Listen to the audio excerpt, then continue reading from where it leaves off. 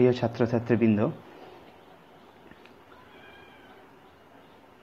লজিকের অর্থাৎ যুক্তিবিজ্ঞানের ক্লাসে তোমাদের সকলকেই সাদর আমন্ত্রণ।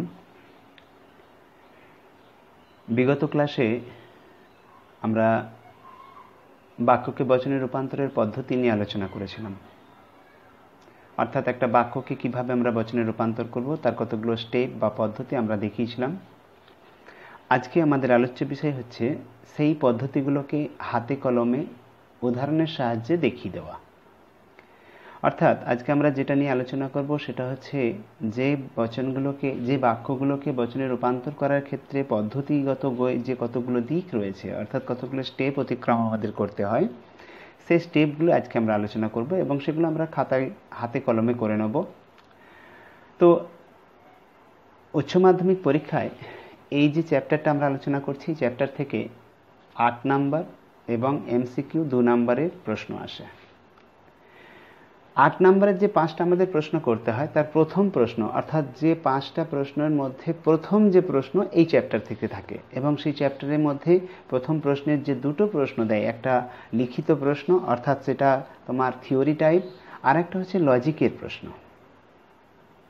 তো এই চ্যাপ্টার থেকে আমাদের আজকে যেটা আমরা আলোচনা করব সেটা হচ্ছে লজিকের প্রশ্ন, অর্থাৎ লজিক কিভাবে আমরা এখানে ফুল নাম্বার স্কোর করতে পারবো, যে প্রশ্ন অ্যাটেম্প করলে আমরা ফুল নাম্বার স্কোর করতে পারবো সেই জিনিসটা নিয়ে আমরা আলোচনা করব। লিখিত প্রশ্ন যেগুলো থাকে সেই লিখিত প্রশ্নের ক্ষেত্রে আমাদের সমস্যা হচ্ছে আমাদের অনেকটা মুখস্থ করতে হয় এবং বেশ কিছুটা লিখতে হয়, বেশ 2-2.5 পাতার মতন উত্তর করতে হয় এবং সেক্ষেত্রেও আমাদের অনেক সময় ফুল নাম্বার আমরা স্কোর করতে পারি না। কিন্তু মজার জিনিস হচ্ছে আমরা যদি লজিক অ্যাটেম্প করি, অর্থাৎ আমাদের যে লজিকের পোর্শন, সেই লজিক পোর্শনটা যদি আমরা অ্যাটেম্প করি তাহলে এক্ষেত্রে আমাদের লিখতে খুব কমই হয়। অর্থাৎ আমাদের 8 নাম্বার প্রশ্নের জন্য যদি আমরা খুব একটু দেখি যে আমাদের হয়তো 4টে লাইন লিখতে হয়। 8 নাম্বারের জন্য 4টে লাইন লিখে তুমি 8 নাম্বার পাবে। অতএব বুঝতেই পারছো এখানে হাইলি স্কোর করা যায়। অতএব এই জায়গাটা খুব মাইনিউটলি অর্থাৎ খুব সিরিয়াসলি আমাদের জানতে হবে, শিখতে হবে। যদি আমরা এই লজিক করাটা ভালোভাবে শিখতে পারি তাহলে আমরা ওই লিখিত ব্রড কোয়েশ্চেনগুলোকে অ্যাভয়েড করতে পারবো। তো আমরা গত ক্লাসে আমরা যে বাক্যকে বচনে রূপান্তরের কতগুলো পদ্ধতি, নিয়মকে এড়িয়ে গিয়ে যে পদ্ধতিগুলো দেখিয়েছিলাম, যে আমাদের কোনো নিয়মের ধারে যাব না, আমরা এক গাদা নিয়ম রয়েছে সেগুলোকে একটু সাইডে রেখে আমরা শর্টকাট মেথডে বাক্যকে কীভাবে বচনে রূপান্তর করতে পারি সেগুলো আমরা বলেছিলাম। সেখানে আমি বলেছিলাম যে একটা বাক্যকে যখন তুমি বচনে রূপান্তর করবে তোমার প্রথম কাজ হবে বাক্যকে নিচে বাক্য যেটা দেওয়া থাকবে তার নিচে লিখবে বচনের রূপ, কোলন দেবে, আন্ডারলাইন করে দেবে।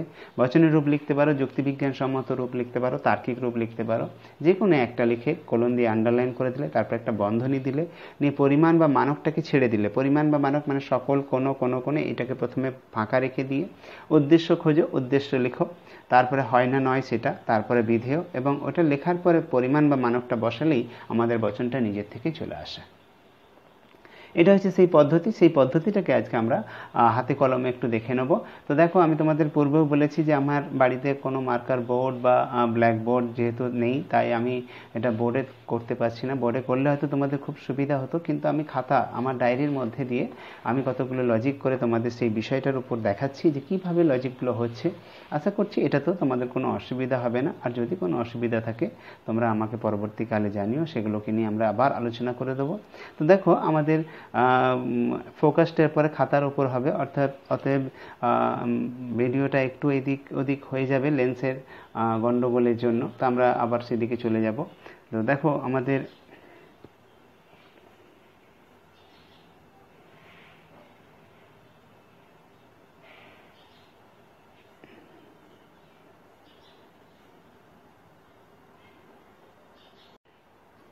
দেখো আমাদের যে ডায়েরিটা আমরা দেখতে পাচ্ছি সেই ডায়েরির মধ্যে কতগুলো বাক্যকে বচনে রূপান্তর করা হয়েছে এবং যে প্রশ্নটা উপরে লেখা রয়েছে দেখো পরিষ্কারভাবে লেখা রয়েছে যে বাক্যকে বচনে রূপান্তরের পদ্ধতি, অর্থাৎ বাক্যকে কিভাবে বচনে রূপান্তর করব এবং তাদের গুণ পরিমাণ উল্লেখ করতে হয়। এখানে প্রশ্নটা তোমাকে দেবে 8 নম্বরের প্রশ্ন, 4টে বাক্য দিয়ে দেবে, নিয়ে সেখানে তোমাকে করতে হবে যে নিম্নলিখিত বাক্যগুলিকে বচনে রূপান্তর করে তাদের গুণ ও পরিমাণ উল্লেখ করো। এবং প্রত্যেকটি প্রশ্নের প্রত্যেকটি ক্ষেত্রে আমাদের 2 নম্বর করে থাকে। তো সেই 2 নম্বরের উপর ভিত্তি করে আমরা এখানে বিষয়টা আলোচনা করব।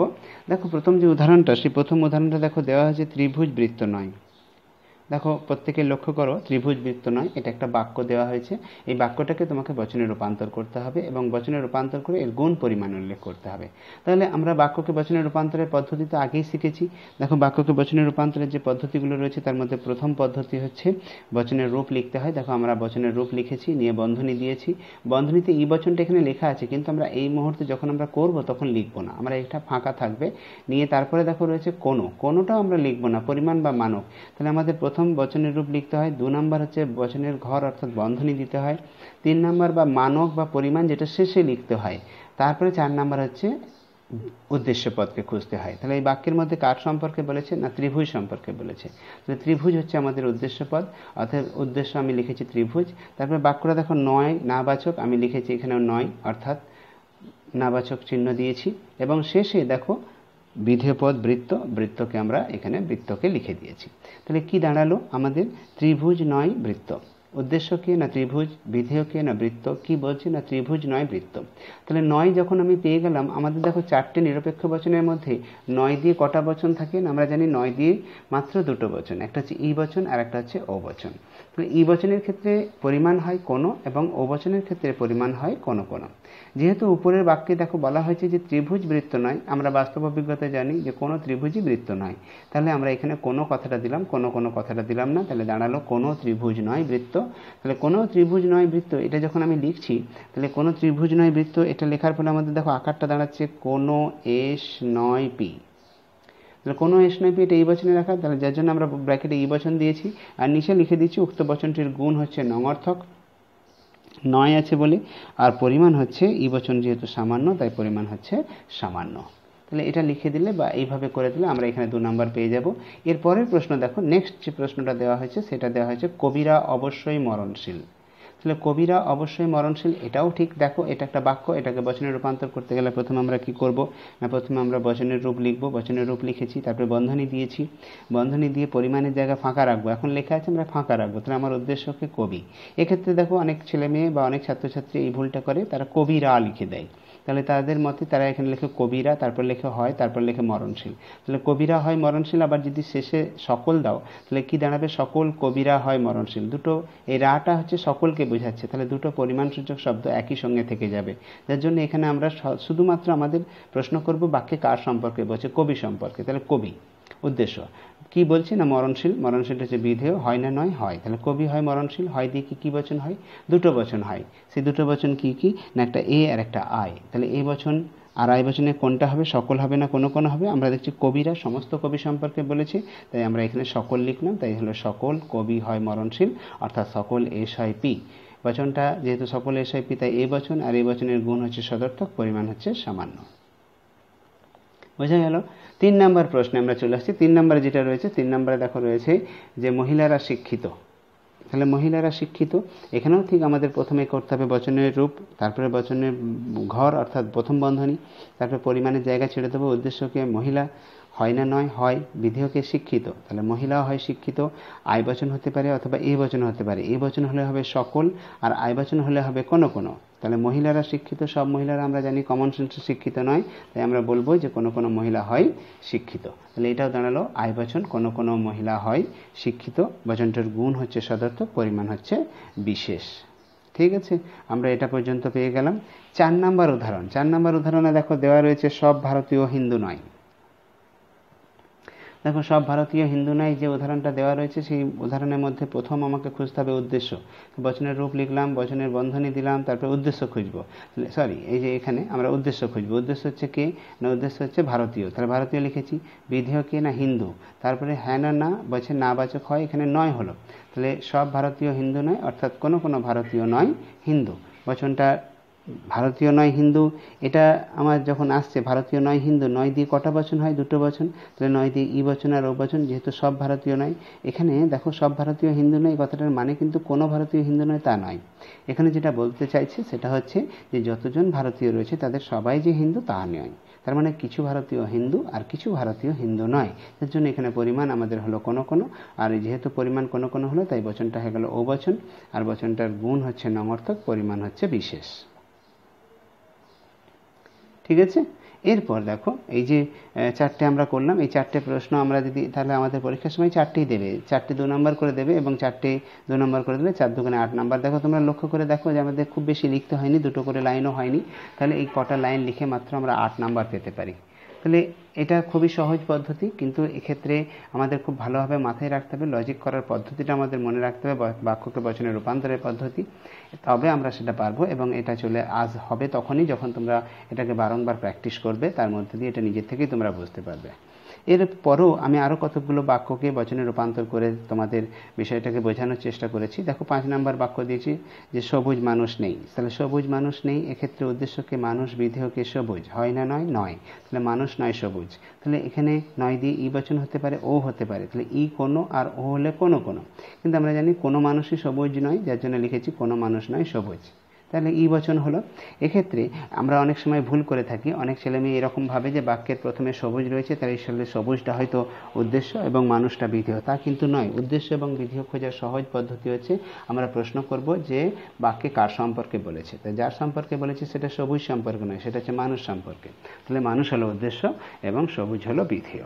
তাহলে এর পরের যে বচনটা দেখো, পরের বচনটা রয়েছে একটু ইম্পর্টেন্ট একটা বচন আমরা দিয়েছি, সেটা হচ্ছে পৃথিবী একটি গ্রহ। দেখো পৃথিবী একটি গ্রহ, আমরা একইভাবে সেম প্রসেস বচনের রূপ লিখেছি, বচনের ঘর করেছি। এখানে দেখো পরিমাণ বানকের জায়গা রাখিনি বা লেখাও নেই। কেন লেখা নেই, কী জন্য লেখা নেই আমরা পরে আসছি। তাহলে আমাদের উদ্দেশ্য পদকে, উদ্দেশ্য পদ পৃথিবী, বিধেয়কে না একটি গ্রহ, হয় না নয়?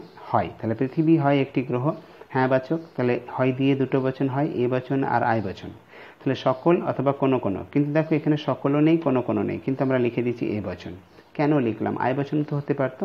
তাহলে দেখো এখানে বলা হচ্ছে যে একটা পদের পরিমাণ যখন একটি হয়, অর্থাৎ এই একক পরিমাণ বিশিষ্ট যখন কোনো বচন হয়, তাহলে সেক্ষেত্রে পরিমাণসূচক কোনো শব্দ বসানোর প্রয়োজন হয় না। এবং সেক্ষেত্রে বাক্য যদি হ্যাঁবাচক হয় তাহলে বচন হয় এ, আর নাবাচক হলে বচন হবে ই। ওকে। তাহলে উক্ত উদাহরণে দেখো যে উদাহরণটা আমরা নিয়েছি, সেই উদাহরণে রয়েছে পৃথিবী। তাহলে পৃথিবীতে একক পরিমাণ, পৃথিবীর সংখ্যা কটা? একটাই। তাহলে এখানে সকল পৃথিবী, কোনো কোনো পৃথিবী হতে পারে না, যার জন্য আমরা লিখেছি শুধু পৃথিবী। আর হ্যাঁবাচক হওয়ার জন্য এটা এ বচন হয়েছে। তাহলে নিয়মটা দেখো আমরা এখানে ট্রিপল স্টার দিয়ে সেই নিয়মটাকে উল্লেখ করে দিয়েছি। কি লিখে দিয়েছি দেখো, বলা হচ্ছে যে একক পরিমাণ বিশিষ্ট পদ বা ব্যক্তি সর্বনাম বা বিমূর্ত পদ প্রভৃতি ক্ষেত্রে বচন হবে এ অথবা ই। হ্যাঁবাচক হলে হবে এ এবং নাবাচক হলে হবে ই। এখানে পরিমাণসূচক শব্দগুলো লিখতে হয় না, অর্থাৎ কোনো, সকল এগুলো লিখতে হয় না। যেমন তোমাকে বললো রাম হয় সুখী, তুমি কি লিখবে? সকল রাম হয় সুখী বা কোনো কোনো রাম হয় সুখী? তা তো নয়। রাম তো একজন ব্যক্তি, একক পরিমাণ বিশিষ্ট। তাহলে এখানে আমরা লিখবো রাম হয় সুখী, যেহেতু হ্যাঁবাচক তাই এ। আর যদি বলতো রাম নয় সুখী, তাহলে আমরা লিখতাম বচনটা হবে ই। ঠিক আছে। এই ধরনের তোমাদের একক পরিমাণ বিশিষ্ট বচন অনেক সময় দেবে, এই জিনিসটাকে তোমরা মাথায় রাখবে। এর পরিমাণসূচক কোনো শব্দ এখানে লিখতে হয় না, আর সবসময় বচন হয় এ অথবা ই বচন, আয় আর ও বচন এখানে হয় না। পরের যেটা দেওয়া হয়েছে দেখো, পরের 7 নম্বর প্রশ্ন। 7 নম্বর প্রশ্নটাও একটু ইম্পর্টেন্ট। এখানে দেখো দেওয়া রয়েছে যে 80% মানুষ নিজ স্বার্থ দেখে। তাহলে এই বাক্য দেখে আমরা কখনোই ঘাবড়ে যাব না, আমাদের কখনোই বাক্য দেখে আমরা ভয় পাবো না। আমরা পরিষ্কার, আমাদের ফরম্যাট রয়েছে, আমরা প্রথমে বচনের রূপ লিখব, তারপরে বন্ধনী দেবো, নিয়ে উদ্দেশ্য খুঁজব। উদ্দেশ্য কি? না মানুষ। 80% মানুষ নয়, শুধু মানুষ। দেখো মানুষ লিখেছি। বিধেয় কি? না নিজ স্বার্থ দেখে। তাহলে স্যার আপনি তো এখানে নিজ স্বার্থ দেখে এটুকু লেখেননি, এমন যারাও লিখেছেন। তো কেন লিখেছি সেটাও আমি বলে দেবো। যদি আমরা লিখতাম মানুষ, তারপরে লিখতাম হ্যাঁবাচক হওয়ার জন্য হয়, এবং তারপর লিখতাম নিজ স্বার্থ দেখে, তাহলে বাক্যটা দাঁড়াতো মানুষ হয় নিজ স্বার্থ দেখে। তাহলে মানুষ হয় নিজ স্বার্থ দেখে, বাক্যটা দেখো কমপ্লিট নয়, ব্যাকরণগত দিক থেকে এর মধ্যে অসম্পূর্ণতা থাকে। এর জন্য ওই ব্যাকরণগত দিক থেকে এটাকে সম্পূর্ণ করার জন্য এমন যারা এই কথাটা যোগ করে দিলাম। তাহলে কি দাঁড়ালো? মানুষ হয় এমন যারা নিজ স্বার্থ দেখে। এরপর হ্যাঁবাচক হওয়ার জন্য এটা হয় এ বচন হবে, না হয় আই বচন। তাহলে সবাই তো আর দেখে না। কি বলেছে? 80% মানুষ। তাহলে 80% মানুষ মানে 100 জনের মধ্যে 80 জন, সবাই নয়। তাহলে কোনো কোনো হবে, তাহলে কোনো কোনো মানুষ হয় এমন যারা নিজ স্বার্থ দেখে, এটা হয়ে গেল আই বচন। এক্ষেত্রেও দেখো আমরা এর ব্যাখ্যা দিয়েছি, ব্যাখ্যাটা কি সেটা আমরা দেখে নেব পরিষ্কার করে, কি ব্যাখ্যার কারণ কি এরকম হচ্ছে কেন। না দেখো, উক্ত বচনটির গুণ লেখা হচ্ছে সদর্থক এবং পরিমাণ হচ্ছে বিশেষ। আর এখানে বলা হচ্ছে যে এখানে লক্ষ্য করো যে এমন যারা শব্দগুলি প্রয়োগ করা হয়েছে ব্যাকরণগত দিক থেকে বচন বা বচনটিকে সম্পূর্ণ করতে, এছাড়া এমন ব্যক্তি, ক্ষেত্র, স্থান প্রভৃতি শব্দগুলি যুক্ত করতে হয়। তাহলে আমি যেটা বলছিলাম যে একটা বাক্যকে বচনে রূপান্তর করতে গিয়ে আমাদের যদি দেখি বাক্যটা ইনকমপ্লিট থাকছে, তাহলে সেখানে কিছু এক্সট্রা শব্দ বা শব্দ সমষ্টি আমাদের জুড়ে দিতে হবে। সেই শব্দগুলো কি হতে পারে? এমন যারা, এমন ব্যক্তি, এমন ক্ষেত্র, স্থান, সময় ইত্যাদি ইত্যাদি শব্দগুলো আমাদের এক্ষেত্রে চলে আসে। যেগুলো দরকার হবে সেগুলো আমরা এখানে জুড়ে দেবো। তাহলে এটাও আমাদের দেখলাম। এরপরে নেক্সট দেখো রয়েছে যে তোমার নাম কি। দেখো এই যে আমরা এরপরে যেটাতে চলে এলাম, তোমার নাম কি, এখানে কিন্তু ওই গতানুগতিক যে পদ্ধতি এতক্ষণ তুমি করছিলে, যে প্রথমে বচনের রূপ লিখেছো, ঠিক আছে, তারপর বচনের ঘর দিয়েছো, তারপর উদ্দেশ্য কে না তোমার, বিধেয় কে, এইভাবে কিন্তু বচনটা হয়নি। এখানে কিন্তু এইভাবে বচনটা হয়নি। এখানে দেখো বচনটা করা হয়েছে, এগুলো হচ্ছে ব্যতিক্রমী ধর্মী, এগুলো বাক্যকে বচনে রূপান্তরের কোনো নির্দিষ্ট নিয়ম নেই। যে ধরনের বাক্য হয় সেইভাবেই এই বাক্যকে বচনে রূপান্তর করতে হয়। তাহলে এখানে তোমার নাম কি, এটা ধরো জিজ্ঞাসাসূচক বাক্য, প্রশ্নসূচক বাক্য, যার জন্য আমি বচন করেছি তোমার নাম হয় আমার জিজ্ঞাসা। একটু বুঝতে অসুবিধা হচ্ছে। দেখো আবার বলছি আমি যে তোমার নাম কি, এটা একটা জিজ্ঞাসাসূচক বাক্য। দেখো আমরা যখন প্রথম দিকে আলোচনা করেছিলাম যে বচন কি, তখন আমরা বলেছিলাম যে বাক্য সত্য অথবা মিথ্যা হতে পারে সেই বাক্যই বচন। আর একমাত্র ওই অ্যাসার্টিভ সেন্টেন্সটাই সত্য মিথ্যা হতে পারে, বাকি কোনো বাক্যই সত্য মিথ্যা হতে পারছিল না। তার মানে এটা যে ইন্টারোগেটিভ সেন্টেন্স, প্রশ্নসূচক বাক্য বা জিজ্ঞাসাসূচক, এটা সত্য মিথ্যা হয় না। তাহলে এগুলো অ্যাকচুয়াল বচন হয় না, এগুলোকে বচন করাই যায় না। তো তর্কবিদদের অনেকে প্রশ্ন করছে যে ওই অ্যাসার্টিভ সেন্টেন্স ছাড়া বাকি যে 4 প্রকার বাক্য আছে সেগুলোকে কি সেই বাক্যগুলোকে কি বচনে রূপান্তর করা যায় না? তো তর্কবিদরা এর উত্তরে বলছে যে অ্যাসার্টিভ সেন্টেন্স ছাড়া, অর্থাৎ অস্তার্থক বাক্য ছাড়া বাকি যে বাক্যগুলো রয়েছে সেগুলোকে বচনে রূপান্তর করা যায়, কিন্তু সেই বচন দিয়ে কোনো যুক্তি গঠিত হয় না। আবার বলছি যে 5 প্রকার বাক্যের মধ্যে একমাত্র অ্যাসার্টিভ সেন্টেন্স ছাড়া বাকি কোনো বাক্যই বচন নয়, কিন্তু তবুও এই বাক্যগুলোকে বচনে রূপান্তর করা যায় একটা বিশেষ পদ্ধতি। সেটা কি না, বলছে বাক্যটা যেমন ধরনের হবে বচনের বিধেয়তে সেইটা লিখে দিতে হবে। তাহলে আমার দেখো এখানে রয়েছে তোমার নাম কি, এটা একটা প্রশ্নসূচক বাক্য। তাহলে আমি লিখতে পারতাম তোমার নাম হয় আমার প্রশ্ন বা তোমার নাম হয় আমার জিজ্ঞাসা, যেটা আমি লিখেছি, এবং ব্যাখ্যাও দিয়ে দিয়েছি। দেখো ব্যাখ্যাতে আমরা কি লিখছি, এই প্রকার বাক্য নিয়ম অনুসারে বচনে রূপান্তরিত হয় না, এখানে বাক্য যে প্রকার বা ধরনের বচনের বিধেয়তে তা উল্লেখ করতে হয়। আবার দেখো আরেকটা উদাহরণ দেওয়া হয়েছে, ঈশ্বর তোমার মঙ্গল করুন, এটা দেখো কামনা সূচক বাক্য। তাহলে ঈশ্বর তোমার মঙ্গল করুন হয় আমার কামনা, তাহলে কামনা বিধেয়তে জুড়ে দিয়েছি। এখানে বাক্য কামনা বা ইচ্ছা সূচক, তাহলে যেমন বাক্য হবে।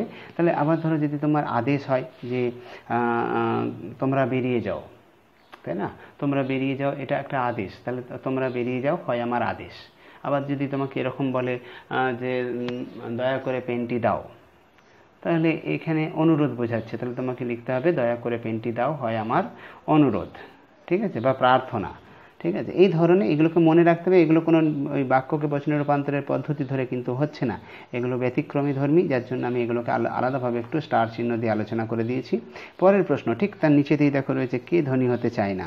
লক্ষ্য করো, ওটা তো উপরেরটা তো জিজ্ঞাসা চিহ্ন ছিল, এটা তো জিজ্ঞাসা চিহ্ন রয়েছে, কিন্তু দুটো জিজ্ঞাসা এক নয়।